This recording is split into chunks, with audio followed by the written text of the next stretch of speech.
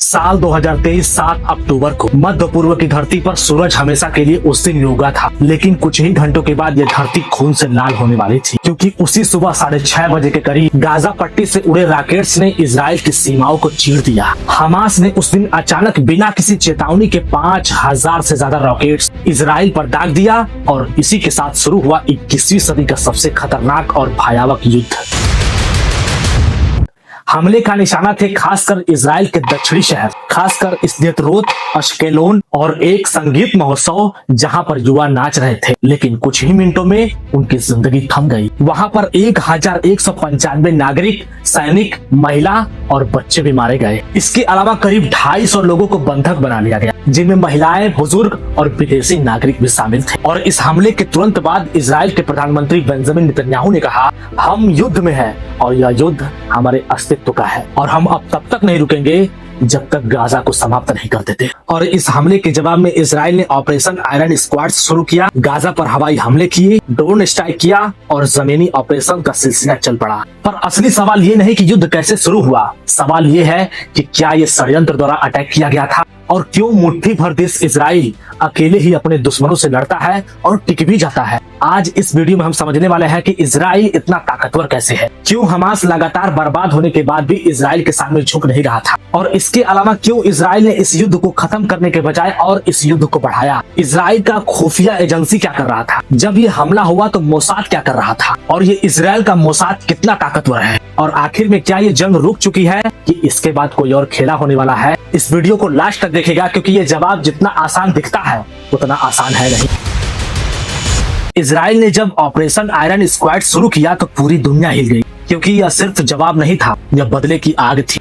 Gaza पर आसमान से बरसे बम, हवाई हमले, ड्रोन स्ट्राइक और जमीनी घेराबंदी हो गई। सिर्फ 3 महीनों में ही गाजा का 60% हिस्सा मलबे में बदल गया। इसमें 67,000 से ज्यादा लोग मारे गए, जिनमें 30,000 से अधिक बच्चे और महिलाएं थी। 20 लाख से ज्यादा लोग बेघर हो गए और इसमें इजराइल की ओर से भी लगभग 2000 से ज्यादा लोग मारे गए। लेकिन गाजा के अपेक्षा इजराइल में मरने वालों की संख्या बेहद कम थी, क्योंकि इजराइल दुनिया के सबसे छोटे देशों में से एक है, लेकिन इसकी सैन्य और तकनीकी शक्ति पूरी दुनिया को हैरान कर देती है। इजराइल की ताकत 3 स्तंभों में खड़ी है, आयरन डोम, डेविस स्लिंग और एरो मिसाइल सिस्टम, और यह इजराइल में ही विकसित हुई है। आयरन डोम 2011 से सक्रिय है, यह 90% से अधिक आने वाले रॉकेट को हवा में ही नष्ट कर देता है। इजराइल का साइबर डिफेंस यूनिट दुनिया की सबसे एडवांस यूनिट्स में से एक है। इजराइल की एआई आधारित जासूसी तकनीक और ड्रोन नेटवर्क उसे किसी भी दुश्मन की हरकत को पहले ही भांपने में मदद करता है। इजराइल के पास लगभग 4.5 लाख सैनिक हैं। इसके अलावा इजराइल सिर्फ हथियारों से नहीं बल्कि दिमाग और डेटा से लड़ता है, क्योंकि दुनिया में सबसे खतरनाक एजेंसियों में गिने जाने वाली मोसाद इजराइल की रीढ़ है। मोसाद का ऑपरेशन नेटवर्क 60 से अधिक देशों में फैला है।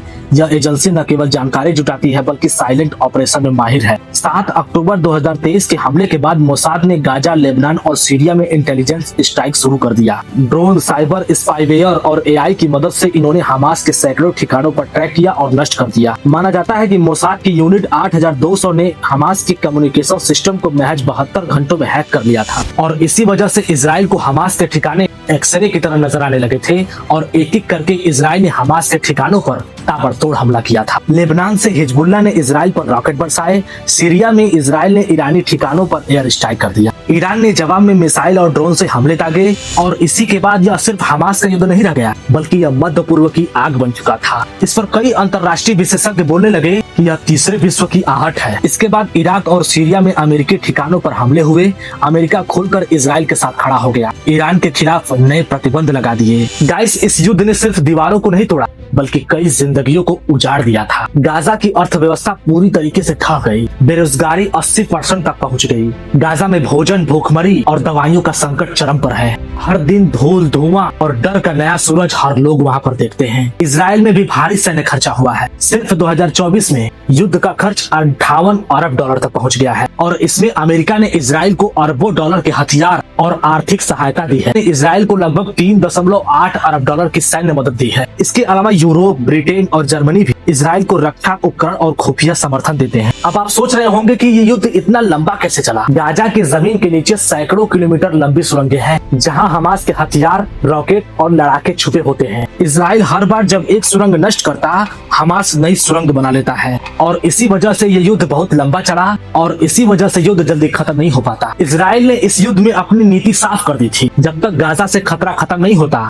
तब तक ये युद्ध जारी रहेगा। इसका मतलब साफ था, सिर्फ हमास को हराना नहीं है बल्कि पूरे गाजा को सुरक्षा के नियंत्रण में लाना था। हमास के पीछे ईरान, लेबनान, सीरिया और कुछ हद तक कतर जैसे देश भी साथ दे रहे थे। जब ये देश बीच बीच में इजराइल पर हमले करते हैं तो इजराइल को बहुफ्रंट युद्ध लड़ना पड़ता है। इससे यह संघर्ष लगातार फैलता जाता, गाजा से लेबनान, फिर सीरिया और फिर ईरान तक। इसके बाद इस युद्ध से पूरा विश्व थक चुका था। इसको लेकर के 9 देशों ने शांति की अपील की। संयुक्त राष्ट्र, कतर, मिस्र और अमेरिका सभी बीच में आ गए। कई महीनों की तबाही, हजारों और लाखों जिंदगियां तबाह होने के बाद आखिरकार वो दिन आ गया जब हथियारों की आवाज कुछ देर तक थम गई और इसके बाद इजराइल और हमास के बीच पहले चरण का युद्ध विराम, सीज फायर एग्रीमेंट लागू हो गया। यह समझौता 9 अक्टूबर 2025 की रात को हुआ, जब दोनों पक्षों ने अंतर्राष्ट्रीय मध्यस्थतों, अमेरिका, मिस्र और कतर की मौजूदगी में एक संयुक्त योजना पर हस्ताक्षर कर दिए और इसका नाम रखा गया ऑपरेशन समीम लेग उलाम, मतलब वे अपनी सीमाओं की ओर लौटेंगे। यह समझौता काहिरा, मिस्र में हुआ,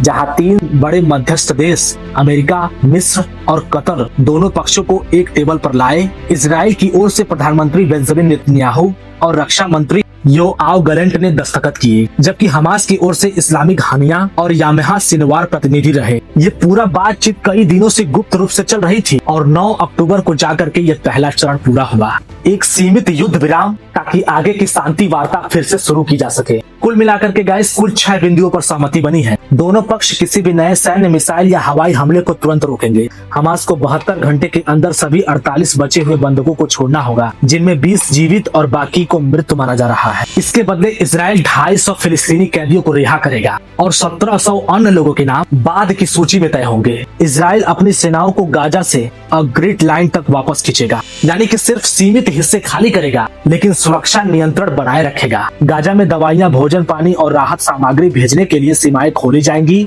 और संयुक्त राष्ट्र और मिस्र इसके जरिए राहत पहुंचाए जाएंगे। और इसके बाद अगले चरण में बातचीत होगी कि युद्ध के बाद गाजा का प्रशासन कौन संभालेगा, क्या हमास रहेगा या कोई अंतरराष्ट्रीय ढांचा बनेगा। गाइस अंत में आपको बता दें कि इस समझौते की रणनीति दोनों पक्षों की अलग अलग है। इसमें इजराइल की रणनीति ये है कि इस युद्ध को वह कब और कहां खत्म करेगा ये तय वह खुद करेगा और हमास की सैन्य क्षमता पूरी तरीके से खत्म हो, ताकि दुनिया को ये दिखे कि वह शांति की दिशा में कदम उठा रहा है। और वहीं हमास की रणनीति कुछ अलग है, वह इस युद्ध को राजनीतिक युद्ध में बदलना चाहता है। वह दिखाना चाहता है कि वह इस युद्ध को रोकने के लिए इजराइल को मजबूर कर दिया, बंधकों की रिहाई और गाजा में राहत सामग्री पहुंचाने के जरिए आवाज के रूप में पेश करना चाहता है। अब ये समझौता अस्थायी है और क्या ये युद्ध खत्म हो जाएगा ये तो आगे का समय बताएगा। फिलहाल ये युद्ध तो थमा है लेकिन किसी पर भरोसा नहीं किया जा सकता। गाजा की रेत पर अभी भी धुआं बाकी है और हर किसी को डर है कि कहीं ये खामोशी एक नई तूफान की शुरुआत न कर। गाइस इस पर आपकी क्या राय है, क्या ये युद्ध थमेगा